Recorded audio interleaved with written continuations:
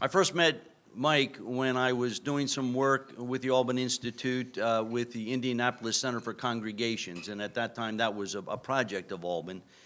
And Mike was a participant, and I quickly realized that every time Mike talked, I listened. Because no matter what we were working at, he always saw it from a different perspective. And the more I learned about Mike, the more I learned he lives a different perspective. There was a time when Lilly Endowment was offering renewal grants, and these were substantive grants for clergy simply to go and renew themselves so that when they came back, they would have fresh energy for what they were doing and be able to recommit themselves to their call and to even go deeper and farther. They weren't intended to be study grants. You didn't have to go learn something new. You had to renew yourself. And when Mike went to renew himself, he went to Bangladesh. And as I remember Mike telling the story, he went to Bangladesh because he had been serving congregations that didn't have any resources. So he simply wanted to be with people who knew how to live without resources. And he allowed them to renew his hope for the church without having to worry about whether or not he had everything he needed in hand at the beginning. Now, I also learned that Mike is a pretty wise guy because the second thing that he did on his renewal leave was go to Ghost Ranch with his family. And when I asked him, what were your goals? He said, it was pretty simple. I wanted to eat dinner with my wife and my kids every night. So his is a different worldview from mine. Not that I don't like to eat with my wife and kids. But friends, here's someone who is inside the church looking at it from a very different way. And you've got his bio in your booklet there. He's pastor of Broadway Church in Indianapolis. I would simply like you to welcome him as a friend who sees what I know I don't, and perhaps you don't either. Mike.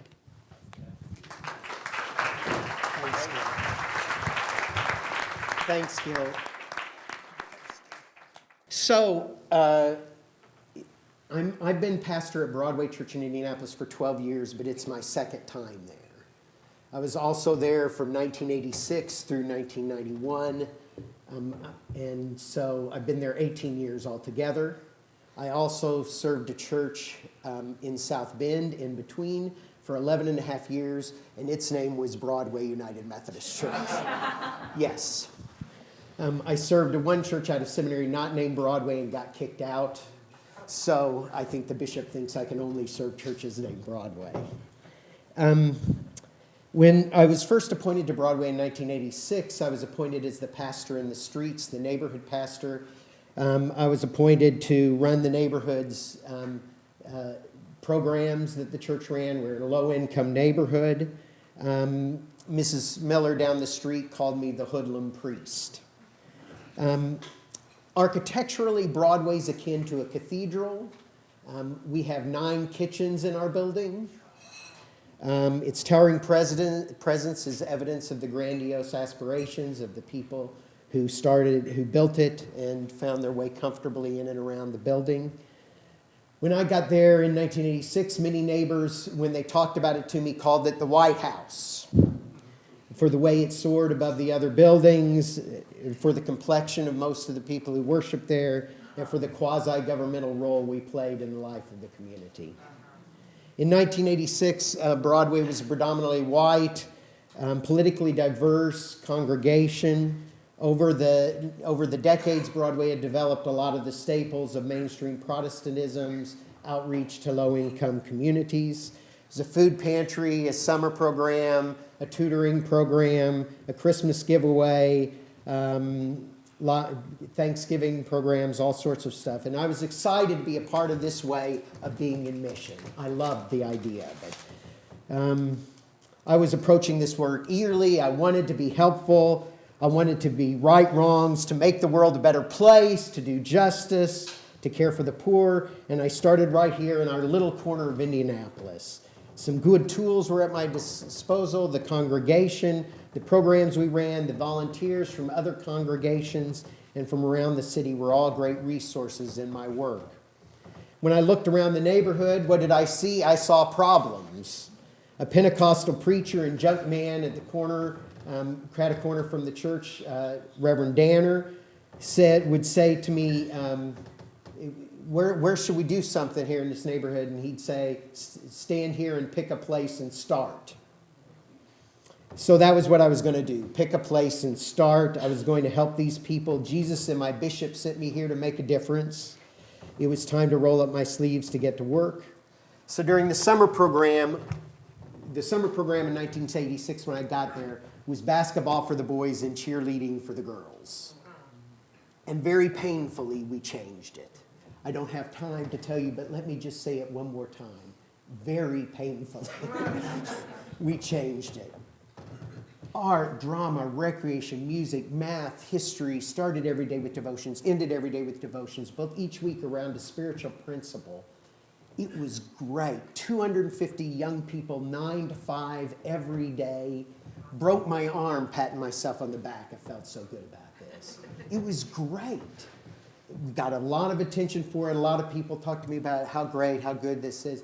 They were right. I felt awesome about it. But the last 9 months I was there in 1991, I did 9 funerals for young men under 25 years old in the 4-block radius around our church. All of them had died by violence. Most of them had grown up in the summer program that the church ran. So I left with this question in me, right? Like, I could do all the cool work I wanted to and feel good about it and think I was doing great and all this stuff.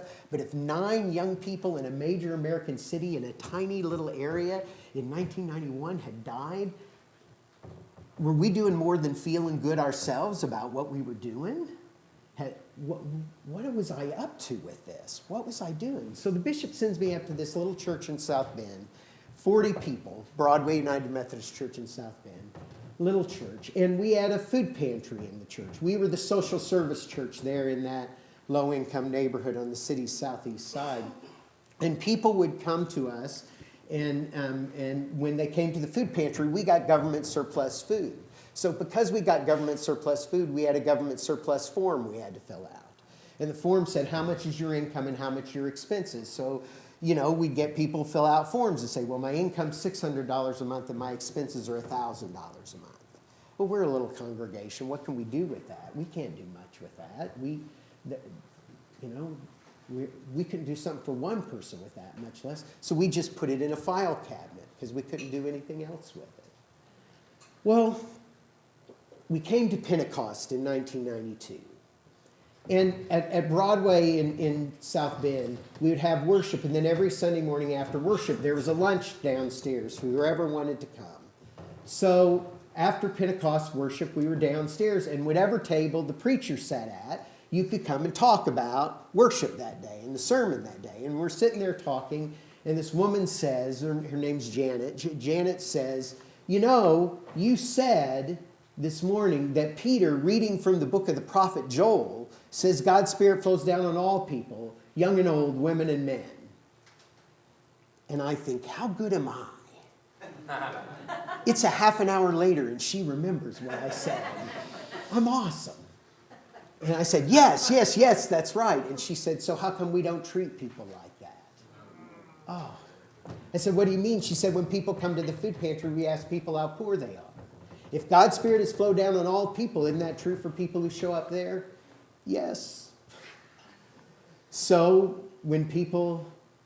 we changed, and when people started coming to the food pantry, we didn't ask people anymore how poor they were. We asked people how rich they were. And we asked people 10 pages of questions about how rich they were. Now, people didn't really believe you want to know, but you get halfway through 10 pages, they're starting to believe maybe you're serious. So we asked people, have you taken care of older folks? Have you taken care of children? Or have you done it because you're members of your family, because you're working somewhere? Because you've been helping a neighbor out. Can you fix a toaster? Can you drive a car? Do you play a musical instrument? Do you sing? Have you cooked for more than 10 people? Have you cleaned up after more than 10 people? You know, if you grow things, do you grow flowers? Do you grow vegetables? Do you play a musical instrument? Do you sing? I mean, just everything you think. And we asked 3 questions at the end. What 3 things do you do well enough that you could teach somebody else how to do it? What 3 things would you like to learn that you don't already know? And who besides God and me is going with you along the way? Well, one of the first people who came to us was a little woman about this tall named Adele Almaguer, lived half a block from the church, 3 generations of her family, and needed food. And she said she was a good cook. So we said, prove it. She said, what do you mean? Cook for the custodian, secretary, and the pastor, lunch on Friday. So she cooked for us. We paid her for us. It was fabulous. So leadership of the neighborhood organization was meeting. We said, don't meet somewhere else. Meet here at the church and let Adele cook for you. So she cooked for them. They paid her for it. They loved it. Over the next 9 months, Studebaker Elementary School in our neighborhood had a parent-teacher meeting. She cooked. They needed food. She cooked for it. Southeast Side Neighborhood Health Center had an open house in our neighborhood. They needed food. She provided it. Memorial Hospital in South Bend had a press conference in our neighborhood. They needed food. She provided it. Then the Chamber of Commerce called. We want to have an all-day meeting of our leadership program in your church building. And we said, well, that day works. You can meet here. And they said, since we're going to be there all day and we have 70 people, we need to use your kitchen. And we said, well, you can use our kitchen, but we would prefer that you use our caterer. And they said, okay. So we took $20 and bought 1,000 business cards. They said, La Chaparrita Catering, spunky Tex-Mex food. And she fed 70 of the business and civic leaders in the community. They passed out her business card to everybody there. Through that, she got connected to the Michiana Businesswomen's Association. And a year and a half later, she opened up Adelita's Fajitas at the corner of 8th and Harrison in Elkhart. Wow. Now, if we had asked her when she showed up, if she had showed up 2 weeks earlier, and we had asked her, how poor are you? We would have all ended up poor for it, and we would have missed a lot of great food. We base everything we do on this idea that God's abundance is blossoming around us all the time, just bubbling up all the time, that it's there in the places that people don't think it is, that people least expect it, and that where the world says it isn't there. In John 10:10, Jesus says, I came that you may have life abundant. It doesn't say when your pockets are full. It doesn't say when everything's all right. It says life abundant right here and right now. One of the things I love in the Gospel of John is in John 6 is the miracle of the feeding of the 5,000, right? And at that feeding, Jesus tells them towards the end of that to gather up the fragments, right?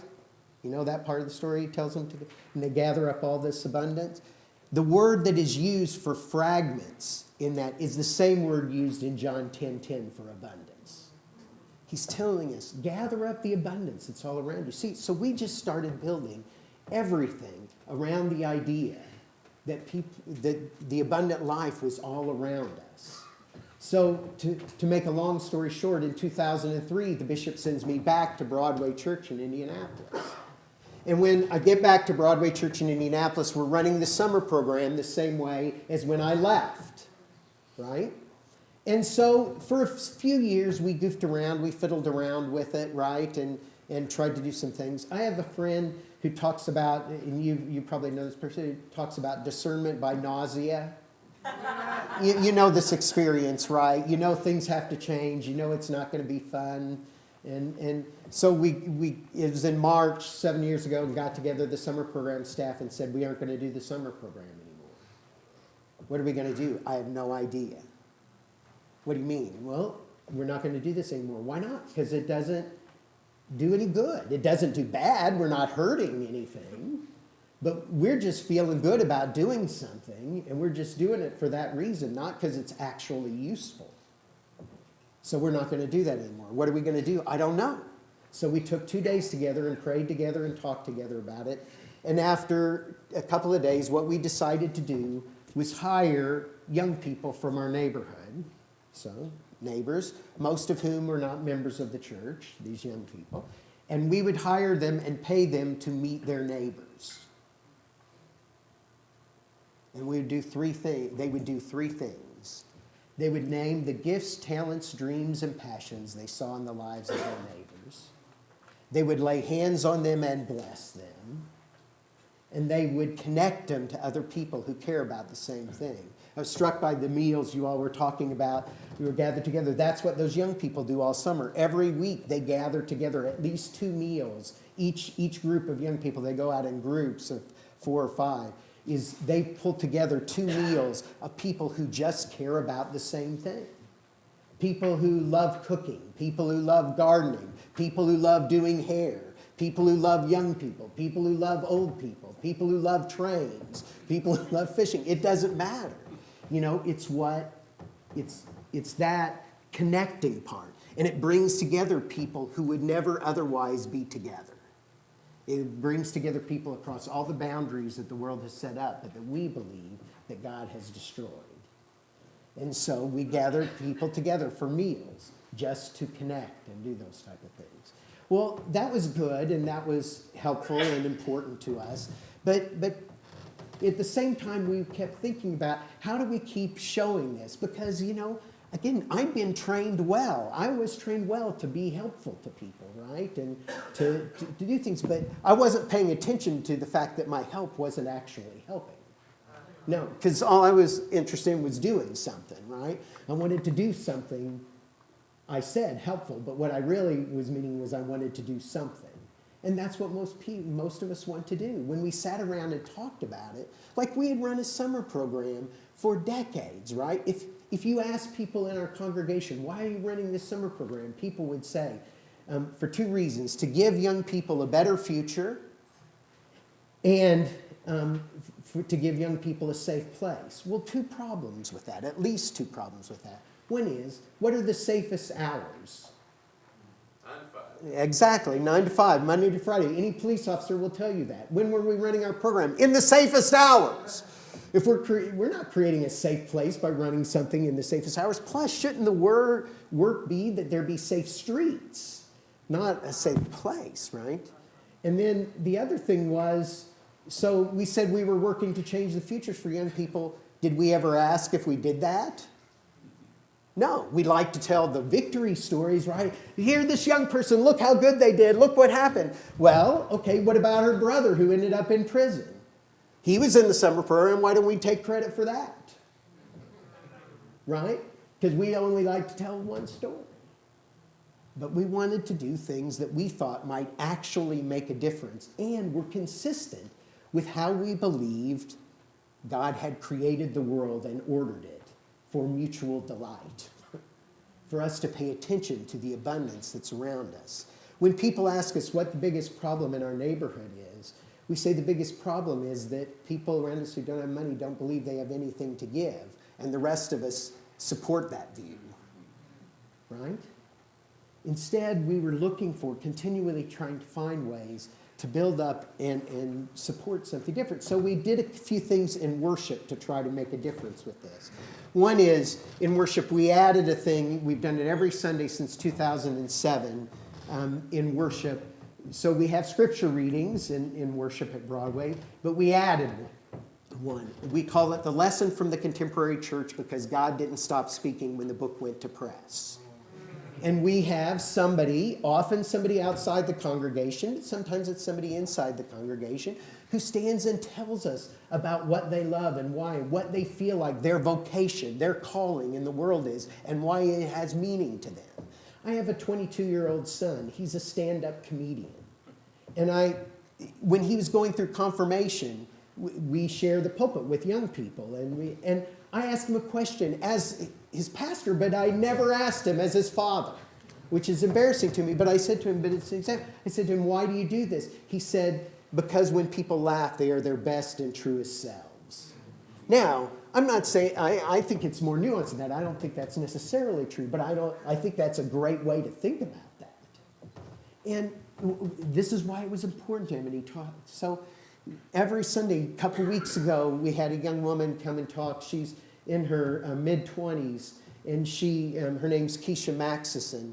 And Keisha was there because several years ago, 10, 11 years ago, at the end of the summer, Keisha came to me and said, hey, I want to do something. And I said, what's that? She said, I want to celebrate the grandmothers in this neighborhood. And I said, why do you want to do that? And she said, well, when my mom was murdered, my grandmother took my brother and me in. And so another friend of mine who's being raised by her grandmother, we want to put on a party for all the grandmothers.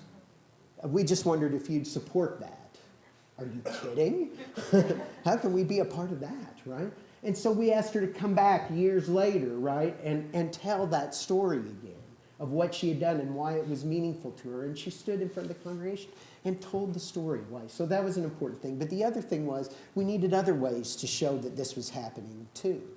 So I told you that we had run a tutoring program for years, and when I was at Broadway back in the 80s, I'd helped make that tutoring program better, and again, felt great about it. Got a lot of awards in the city, got a lot of notice. 50 young people, 50 volunteers tutoring one-on-one for 3 days a week, every week, except for, about a month before school ended, because that's when the volunteers wanted to stop. And I would get tutors. I would ask for tutors from other churches. I would ask for tutors from Lilly Pharmaceutical. I would ask for tutors from United Way. You know who I never asked for tutors from? From the neighborhood, right. Because these people are poor. They don't know how to do this, right? So in around 2004, we had hired a guy in partnership with the Development Corporation, a guy in our congregation who lived in the neighborhood, and we had given him the job title, the roving listener. His name's Diamond Hargis, and his job was to find out the gifts and talents and passions and dreams people and to help the Development Corporation build a strategic plan based on the gifts around us. So he calls me one day and he says, you got to talk to Maya. I just met this woman. You got to talk to her. I said, well, why do I got to talk to Maya? And he said, because she runs a tutoring program out of her house. I said, what do you mean? He said, you got to talk to Maya. So I call Maya and I said, Diamond tells me I should talk to you. And she says, yes. And I said, why? Tell me about this tutoring program you run. She says, well, I grew up in this neighborhood. I've lived here my whole life. I'm in my mid-30s. I work AT&T and nights. I live in the house my parents raised me, and they're both dead. But during the summer, when I get up at 11 o'clock, all the kids on my block come over to my house, and I tutor them. And I said, what do you cover? And she said, I cover everything from phonics to Sophocles. And I said, well, could you explain that? And she said, well, if they don't know how to read, we do phonics. If they don't know how to read, we do Sophocles. And then every Friday, I have a barbecue in my backyard. And their families come over and they present what they've done. Whoa. Now, we shouldn't be asking her to volunteer in what we're doing. We should be asking, how can we be a part of what you're doing? Yes. So, we do this thing at Broadway where the last Sunday of every month, we celebrated, for several years we celebrated ministries that had died, ministries that were continuing, and ministries that were beginning. Well, she'd been doing this for a while, so we invited her to come. She's lived in this neighborhood 34 years, 3 blocks from our church. She never set foot in our church. And one of the ways I knew that was she came in and sat in the front row. And she sits in the front row, and it comes to that time of worship, and the person stands to lead that part. John stands to lead, and he says, Maya, will you please stand? And she had explained to him, I'm not going to talk to the congregation. I'll talk to people afterwards, but I'm not going to speak in front of everybody because I'm shy. So he explains to everybody what she does, and then he does what we always do with this. He says, will those of you who will support her with your prayers, your presence, your gifts, your service, and your witness, please stand? Well, everybody stands, but she doesn't know that because she's in the front row, right? But then he steals a little bit from the wedding liturgy. And he says, will all of you do everything in your power to uphold and care for this person in her ministry? If so, will you answer, we will? And they said, we will. And when they did, she went like this. And when she landed, turned around, facing the congregation, 2 things that had been invisible were now visible. We had not seen, there are people doing remarkable, holy, good work all around us. And if we hadn't found a way to begin to pay attention to that, we wouldn't have known it. And the second is, she didn't know there was a whole congregation full of people who wanted to encourage and bless and support and be a part of what she was doing. Right? Things that were invisible were becoming visible. And it feels like it's continually that challenge for us to continue to find ways to see what we had not seen and known before. We had asked the question, right, what are your needs? And we had decided it was completely the wrong question. If I use the word needs in my congregation, people actually boo me. Seriously. If I use it in just a normal use of speech, people would boo me. If I use it in the sermon this Sunday, people would boo me. Because we know that's not the problem around us. We know what's wrong with us. We don't need people to remind us what's wrong with us. We need people who see the blessings that we have in our lives and what's going on with that. So we changed the question to not what are the needs, but to what are the gifts, right? And the other thing we changed was we stopped asking, how do we get people involved? We decided, that's not the right question at all. The question is, how do we get involved with what God's doing in the lives of people around us? And how do we be a part of that to build community, economy, and mutual delight? So, in thinking about that, I wanted to end with, I thought, okay, because of this, there's like some things I thought, so I wrote them down here. 5 things I wanted to add, to say, therefore, churches helping people without really thinking about whether one is actually helping can make things worse while making the giver feel better. 2, churches missing the giftedness and abundance around them, particularly in economic poor communities, is a waste and a sin. 3, churches finding ways to act out of the reality of God's abundance in worship is essential. 4th, churches and their leaders talking only to ourselves, only to other Christians about these issues keeps us from learning and growing. And 5, the variety of possible expressions of God's abundance in the life of our world and the life of each parish are infinite. Now, just to say a word about that final thing, often when I talk about this stuff, people have a variety of different answers. Some people pat me on the head and say, that's very nice. That's why all the hair's worn off. The second thing is people will be confused. Well, yeah, but Matthew 25, we're supposed to help people, right? No, we don't think that's right. The third thing is sometimes people will get very angry. And the last thing is that people will want to imitate us. We think that's a bad idea too. Because people come to me all the time and say, hey, we're going to get a roving listener. On Thanksgiving, my sister-in-law said to me in the kitchen, hey, could you send me the job description for the roving listener? We're thinking of doing the same thing here. And I had to say to my sister-in-law in the kitchen, no, I won't send that to you because it only made sense to us because of what was happening in our community and because Diamond was there and had this real gift for seeing the giftedness of people, and that's why we did that. You know, what people do is they imitate us rather than imitate the idea of paying attention to the giftedness of people all around us and then figuring out what to do from there. There's not a formula that will solve this, contrary to what we're often taught. There's no one system or model that will work, but there is a way of looking at the world, right, that's important. And for us, that means, do we see God's abundance blossoming up in places all around us all the time? So, what questions or comments or challenges or pats on the head do you want to offer to us? Can you go back over those 5 things? I thought it was on the printed sheet. Oh, the 5 things. Three that they weren't the same. No. And let me just say a word about the printed sheet real quick. And that's just, they asked if we could have a handout. I said, sure. And so we have around our place what we call, it's from John McKnight, the 5 rules to keep from being the agent of the devil in the middle of the church.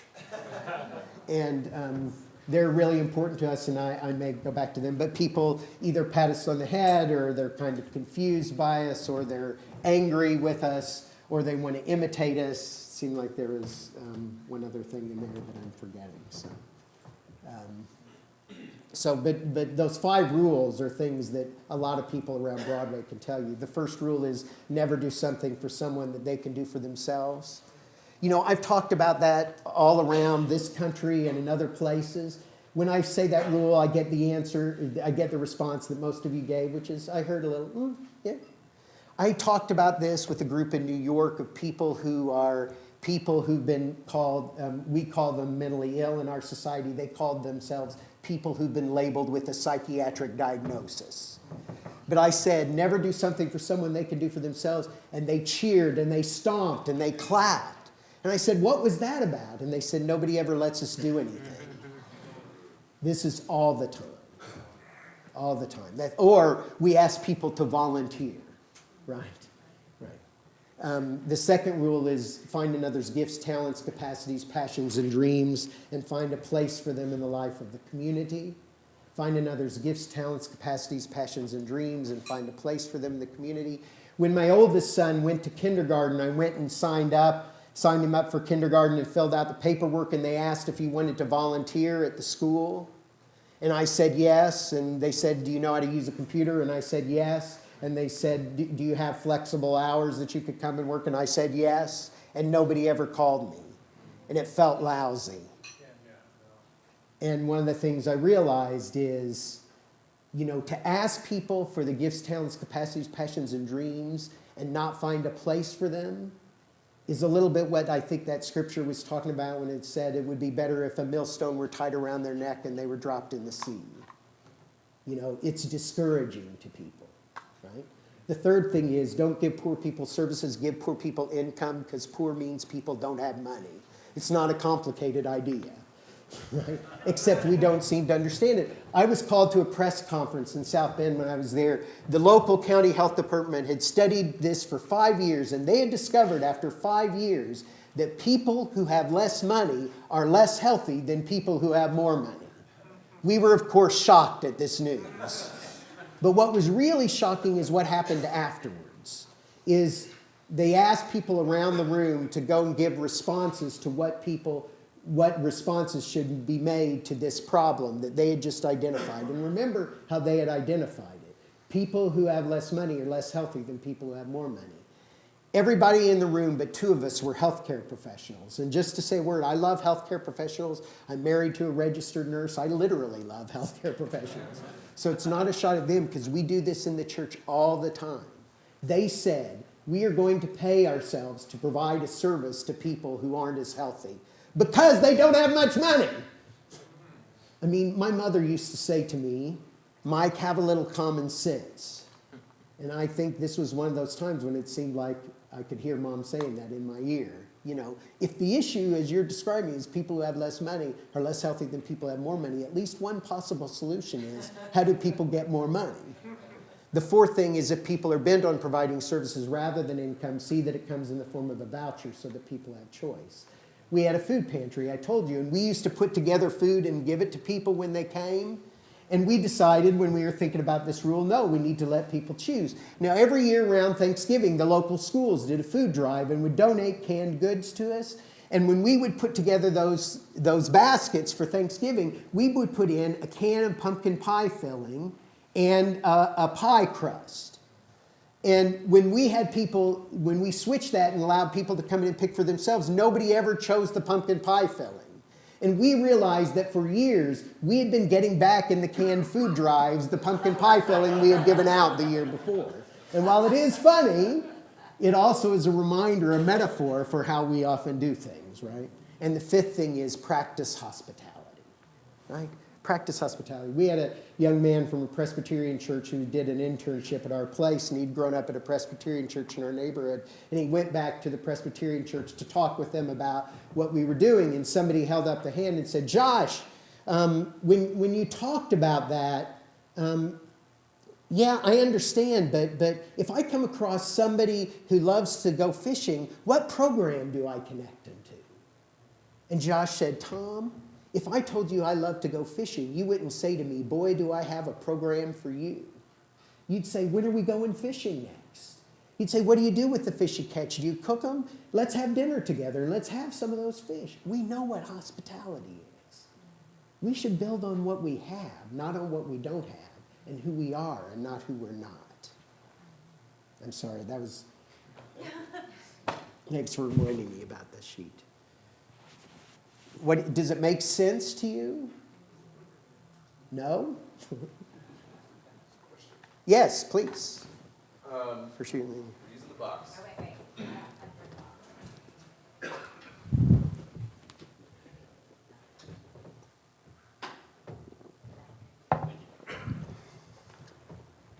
Just to be transparent, I'm coming at this from a social movement perspective and a political perspective, and I want to honor that so everyone knows.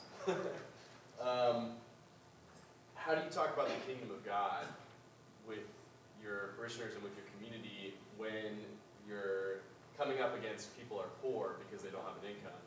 But how do you talk about politics in this community? How do you talk about where we go as a broader community?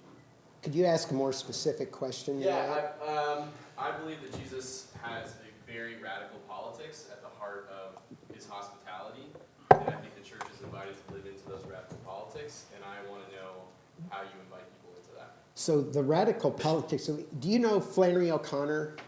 Yes. Yeah. So she wrote a novel called Wise Blood. And in that novel, there's a character named Hazel Motes.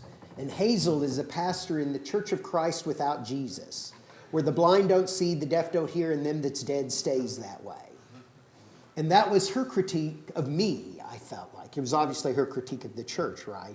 But it was her critique of me, because I think the most radical thing that we do in our place is to bear witness to the fact that these things that the world says is true are not. And that changes things a lot more than the tutoring program we ran ever changed anything. We have a young woman in our congregation. She grew up half a block from the church. Her name's Shauna Murphy. And when Shauna was about 10 years ago, she became head in Indiana of the 21st Century Scholars Program. I don't know if you know what that program is. It's in a lot of states. And it's federal money. And if you're low income enough, you can get signed up in middle school. And if you get through middle school and high school, meeting a series of benchmarks, when you graduate, it'll pay for college. Now, Shauna's in charge of this program for 10 years. And when she first gets in charge of this program, she says, she gathers her staff together and says, we employ people in every county of this state to run this. So every time a job comes open, I want you to hire the parent of a child in our program. Now, this is brilliant on two counts, right? One is, if you're in the program, you're in the program because you're low income. If you're low income, what you could use is a job. And the second thing is that who cares more about what's going on? So her staff, who are really good public servants, say to her what we in the church would often say in these same situations. They say to her, why are parents important? I mean, come on. That's the biggest difference that's made in the lives of those young people, is who their parents and stuff are. So she is using, Shauna, to your point about the politics, is using a Republican administration in Indiana to redistribute the wealth. And she does that, and she would tell you she does that because she's a part of our church. Because the way she sees, we want people to multiply that, not multiply any of the programmatic things we used to do that we don't do anymore. And we think the biggest changes will be made when people live into that reality. The problem is when we convince people that the arena of God's activity is the church and not the world. That's why we end up with all the programs and stuff we do that are make us feel good but don't really make much of a difference otherwise, I don't think. The guy behind you had a question. Yeah. So you mentioned worship being an essential component of what you're doing, and worship that focuses on abundance. A, could you talk us through a little bit what a worship service at your church looks like? And B, can you talk about, I hear a lot of like out in the world activities that the church is doing, so how do you bridge those spaces so people who are attending worship are moving out in the world and people who are working in the world can attend worship? So we think people in our congregations are already living that life of faith out in the world. We just try to pay attention to it in worship and other places. For example, again, around this time of year, lots of places, lots of homeless shelters around Indianapolis advertise and ask for money to help pay for the homeless services. Now, Isaiah says, take the homeless poor into your home. If I stand in front of my congregation on Sunday morning and say, how many of you have kept someone in your home? They may be a family member, they may not be, they may be somebody you know, they may be a stranger. How many of you have done that, are doing that right now, or have done that? I bet a third of my congregation would raise their hands. Actually, I know that because I did this a few months ago. But, I mean, and that's true in all of your congregations, but we never notice that, right? What we as a church do corporately is worship. Everything else is the arena of our, is how and where we live out our faith. And when we narrow that down, every year at annual conference, so this is for the United Methodists in the crowd, Every year at annual conference, it drives me nuts when we celebrate the ministry of the laity, and the only thing that goes up on the bulletin board is Vacation Bible School, mission trips, food pantries, soup kitchens, and shelters. Never is Shauna celebrated. Right? Never are the people who've taken someone into their home. I mean, our congregations are overflowing. We aren't unique about this. Every single congregation. So what we try to do in worship is celebrate that. So this past Sunday began Advent for us, right? So one of the things we did was for the lighting of the first Advent candle, we had invited a couple people during the week to come and celebrate somebody in the congregation, right? For the ways in which, or in the world, and they were to bring the person with them. So if it was, and they were to come and celebrate that person for the way in which they live out their faith in the world and say why they do that and how they do that. And that doesn't have anything to do with what they do around the church, right? So we just are always continually trying to find ways to do that. I told you about what we do with the young people with confirmation, because confirmation is a long process in our place. And over the course of the year, Rachel Matheny, who's the other pastor at Broadway with me, she and I will share the pulpit with each one of those young people. And we will talk to them about, and they will tell the congregation about their sense of calling and how they live it out in the world. We have learned remarkable things from who they are, what they are, just by taking a little time in worship to do that and name it as an arena of God's activity, right? So that they think and celebrate that. So we try to do that we're always trying to find new ways and ways to think about that and do that. So we're always at it. Somebody else? Anybody else? Yes. Okay. This is based on an assumption, so if the assumption is false, feel free to say that. My assumption is that in the midst of all of this, there's some pushback from some quarters within the church. There's some folks who are resistant to this different way of being church. And what does it look like for you and other leaders in the church to respond to that in life-giving ways? So let me say two things about that. One is there's also pushback from the neighborhood, right? I had people who came to me and said, I really like the old summer program. Why don't you do that anymore? And what we would say to them when people would come with that is, that sounds great. Go do it. We'll support you. We just won't do it. And then we find out that people weren't as committed doing it. When you say there's pushback, I just want to say I've been a pastor for 30 years, and I'm trying to think in whatever way I've done anything, has there not been pushback? Right? So the issue is, do I want pushback on something that I believe in, or do I want pushback on something that I'm just doing because I think I'm supposed to be doing it, and not because it's what we really believe in? And so connected to that, though, let me say, and I want to say this to celebrate the people of Broadway United Methodist Church of Indianapolis, and I could say the same about the folks in South Bend. When I came back in 2003, after a year, the leader of the Committee on Lay Leadership. Again, when I usually talk to groups, they're not usually so many Methodists, so I can say Committee on Lay Leadership, and people actually might know what I mean. But I talked with, they came to me and said, we need to talk about thinking about doing things differently around here because of things we all have been talking about. So you come with an idea, the lay leader is going to come with an idea. And so I thought, well, this is great. I can come with as crazy an idea as I want because it'll just give fodder for conversation. So I came and I suggested some things, some of which I've talked about here that we do. And they're like, yeah, we should do that. And I said, no. And they said, yes. And I said, no, this is moving way too fast. We'll have to lay foundation. No, we think we should do it. So that was on Wednesday. On Monday, the chair of that committee called me and said, Mike, when I drive home from work today, can I stop and talk to you? And I said, sure. So he came by and he said, I thought about it, I prayed about it, and I think we should go this direction. And I said, no, Scott, no. This is way too fast.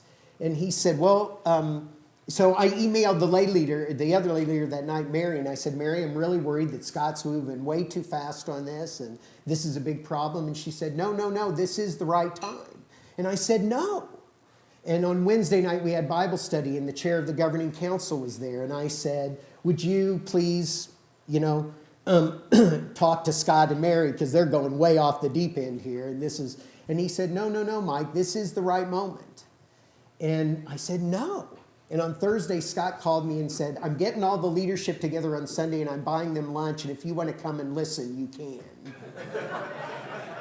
So they were just moving a lot faster than I was even. So, I think a lot of it made sense to them. They had had committee structures, right? They had just collapsed committees into each other over the years, but they had never collapsed the responsibilities. So all they could do was feel bad about all the stuff they didn't get done rather than feel good about the things that they were doing. And so a lot of this stuff just made complete sense to them. So yes, I had somebody in the congregation, one of the pillars said to me 3 years ago, we do less than we used to. And I said, yeah, isn't that great? And there's pushback always, but gosh, when I was doing all the traditional stuff, there was pushback. I think there's always. Yes? So, wait, no, it's all. That's really fun. One of the questions, I guess, kind of just ask a question a little bit about politics, but, it feels like, in this presentation and the article, that one of the things y'all are wrestling with constantly as a congregation, is not only providing services or it's not providing services, but it's working in relationships with people in your community. Mm-hmm. But as you do that, recognizing that there are systems and structures that, the system's not broken, it was built this way. That's rigged from the get-go. And so as a result of that, you're also working within a culture and a world and providing a counter-narrative that is the kingdom of God. But yet working and encouraging people to incarnate their faith in that world with competing systems. So how has it worked out for y'all congregationally when to figure out how to challenge the systems and structures to go upstream and dismantle those systems, which I think you're already doing and how you approach it holistically. But are there like practical, tactical examples when it's been like, this isn't right, and as a congregation, do we have a kingdom responsibility to transform those systems? Well, again, just to say very quickly about our understanding of the kingdom of God is, we don't think we transform the system. We think God has already transformed the system, and it's our job to live like that's true. And for example, we would all agree that there is enough food to feed the world, right? Right. So the problem isn't that there isn't enough food to feed the world. The problem is we just aren't doing it, right? We aren't living like there is. So I think we just try to do that. The other thing about that is when you tell when the right moments are is, for us, it's an art, not a science. I think a lot of, this is what I was talking about, people looking to us sometimes as a model for something, and why doing something systematically makes a whole lot of sense if you're building a building. I want this building to have been built very systematically because steel and concrete need to be used that way. People are not the same as steel and concrete. And I would like people to be like steel and concrete sometime, but they aren't. Right?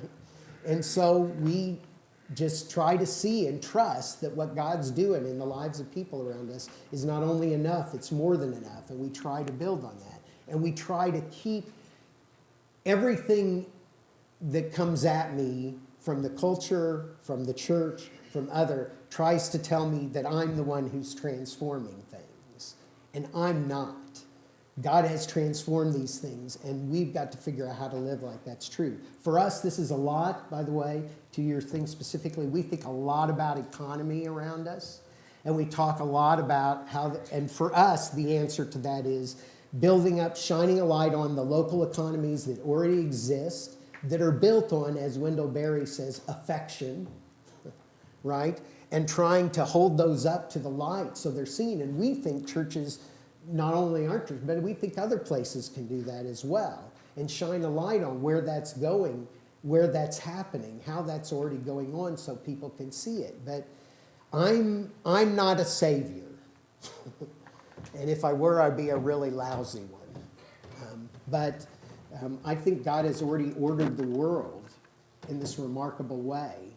And the kingdom of God is not at my church. The kingdom of God is in the world. And we're to live like that. It's sort of the way we think about it. Yes? I'm interested in Broadway's trajectory from the past and into the future. So it's kind of a twofold question. Are you appealing to something about Broadway's long history to help shape what you're doing? And is what you're doing sustainable so that Broadway's still going to be doing this kind of stuff 20 years from now? Well, I think it'll be doing it 20 years from now. I think the question is like 75 years from now, right? I don't think 20 years from now, that's easy. But, so yes, our history has been a place, our congregation has been on the cutting edge of a lot of movements down through the decades since the congregation started over 100 years ago. And in the 1930s, Broadway was the largest congregation in Indiana. Not the largest Methodist congregation, it was the largest congregation in Indiana. And when white flight happened and a lot of other churches left the inner city, Broadway stayed. And then when a lot of other churches weren't very welcoming to GLBT folks, our congregation was very welcoming, starting in the mid-'80s and 90s. And so, you know, it was always a place that was thinking in ways that were not consistent with the ways that were going on around us at the time.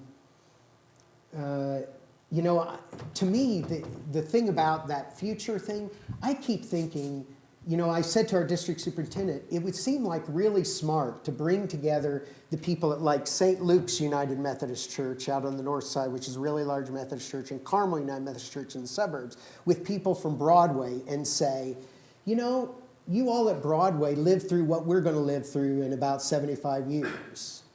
What mistakes did you make? What would you say to us would be a wise way to go into the future that nobody ever asks us? You know, and I think the people of our place, the older people who've been around our place, would have some real things to say to people who they didn't think it was going to happen to them back in the 40s and early 50s. Just like the people at St. Luke's and Carmel don't think it's ever going to happen to them now. But it will. And the question is, will we have the creativity and the innovation and the artistic sense of the spirit to be able to respond to it in that moment, I think. And I think that's a role we can play. So I don't worry so much about the future of our place. I worry about whether we can all teach and learn each other teach each other along the way and see what new things develop. I don't worry about it from 75 years from now. I know it will be around 20 years from now. It's getting close to lunchtime, which I can sense. Any other comments or questions or challenges? Yes, sir? I'm just curious if there is the needs in your immediate community, whether there's any multi-congregational pairings and partnerships where other United Methodist congregations beyond the boundaries of yours partner with your congregation to be in ministry to your economic area. Well, again, we don't do anything with needs. The biggest need in our neighborhood is to be needed. So we do have partnerships with many other Methodist churches that bring together people around these meals where people all have things in common, right? But we would never do something about, if people come to us from another church and want to run a need-based thing, we tell them we aren't interested, but we'll be happy to connect them with people who can, because we don't want to waste our time with it. It's not useful. And actually, even some of the stuff we've done in the past has actually been harmful. We did food pantries for decades. Nobody in our neighborhood starves to death. Hardly anybody's malnourished. Overwhelmingly, Diabetes has quadrupled in our neighborhood over the last 30 years. If you were eating from our food pantry, we were actually making you sicker, right? But again, we never talked about it or thought about it. We just, well, it's a good thing to give people food and to feed the hungry. No. Again, we don't think the issue is that people were hungry, it's that people weren't healthy. But that was for very good and rational reasons. These things don't happen rationally.